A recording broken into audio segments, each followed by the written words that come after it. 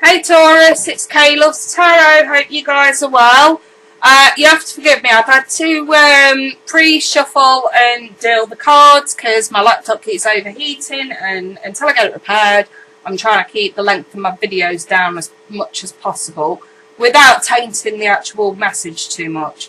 If you wonder what the sound is in the background, it is hot here, you guys. I've got one of them Chillmax Air JML fans. They are brilliant. They're a bit loud, but they are cooling me down. So I'm burning, you guys. I'm burning. You have to forgive me. Hope you can hear me clear enough.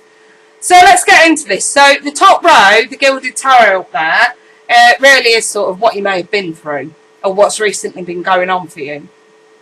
The middle row, the Harmony Tarot, is really sort of what's going on for you at the time that this reading is supposed to resonate, which would be that first half of September. And the bottom row, the Tarot Sexual Magic, this is really taking a peek as to what's coming in, okay, regarding this situation. So let's get in. So at the top we've got the Six of Cups, the Seven of Pentacles, the Eight of Swords, the Ace of Wands in reverse, and the Queen of Swords in the reverse. Now this looks to me, let's do back to front. That Queen of Swords, I mean, in the upright, she's an invite to communicate. And depending on whoever she invites to communicate, depending on what they say, she's still prepared to swing a sword down. And in the reverse, that sword has been swung down. This is simply not liking what somebody has to say. Whether this is you not liking what somebody else has had to say, or them not liking what you've had to say. This is communication that is very disliked.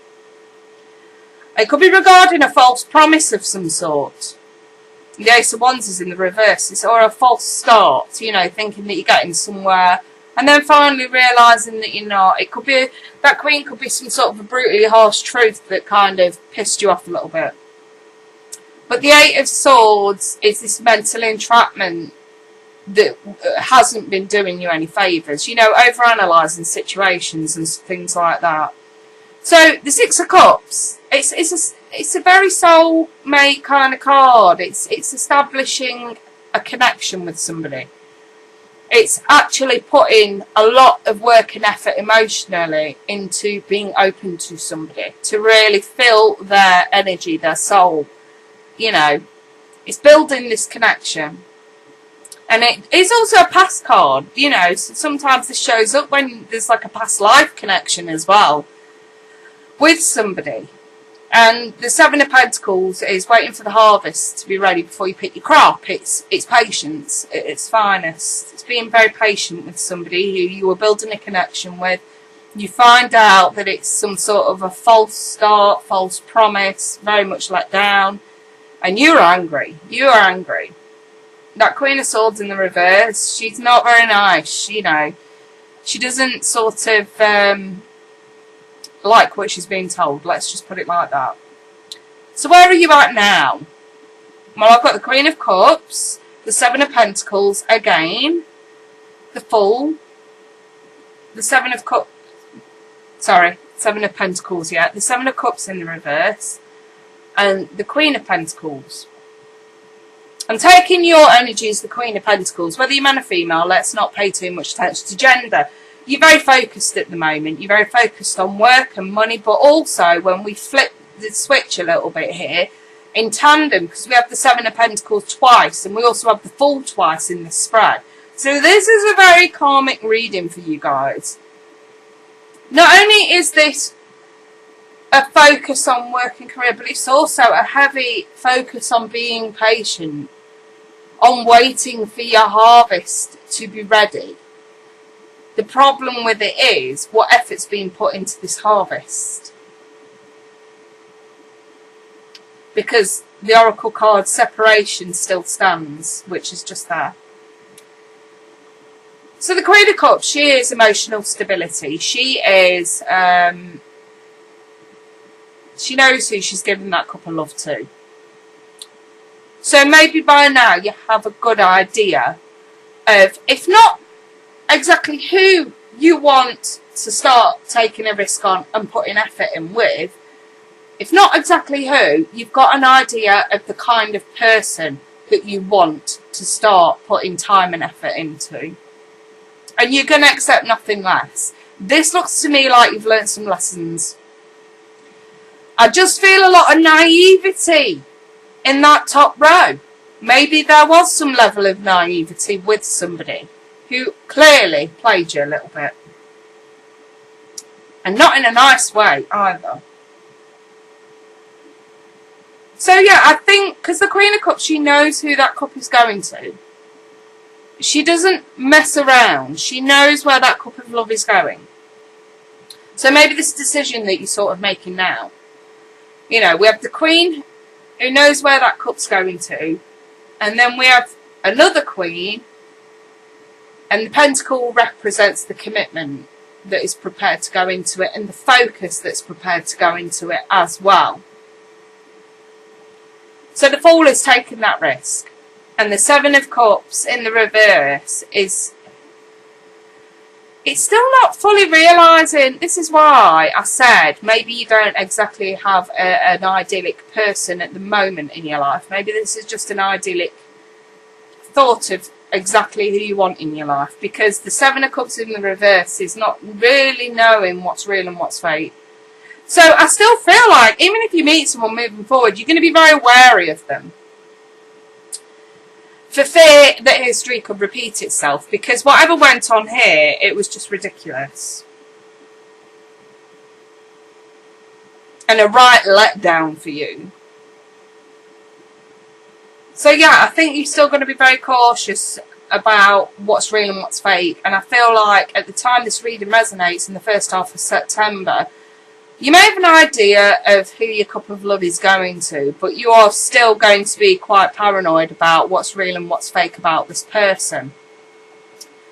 So moving forward, where does this go? Well, you do take the risk. The Fool is there. I think you do take the risk. And you do it quite fast as well with the Knight of Swords. This happens fast. The Six of Swords is in the reverse, so this may create a bit of drama for you. Or this is just a bit dramatic for you, but it may not necessarily be in a negative way. This could just be like very chaotic but exciting. The Death is in the reverse, so this is change and transformation that's needed. So they may be saying, you probably should actually do this and take a risk here and quickly, you know, to sort of get yourself out of a funk. But this may also transform your situation later down the line. And then we have the Queen of Wands, and this is taking action. This is doing the right thing for you. This isn't listening to anybody else. This isn't having anybody delegate to you. This is you saying, I am taking this risk and I am going to do it now, not later. And, you know, doing this because it's the right thing for you to do. So maybe you do meet someone after this period of loving yourself first and this period of separation. You've pulled back because you've been hurt. I want to say, don't allow this hurt to affect your empathy. You feel and understand the emotions of another in the service of love. So if you do meet somebody that you connect with and you're very fearful of them, don't put them in the same bracket as what you've already been with. Because not everybody who's screwed you over, not everybody in the future is going to screw you over like everybody in the past. It's not going to, it doesn't work like that. You have to have empathy, you have to have compassion.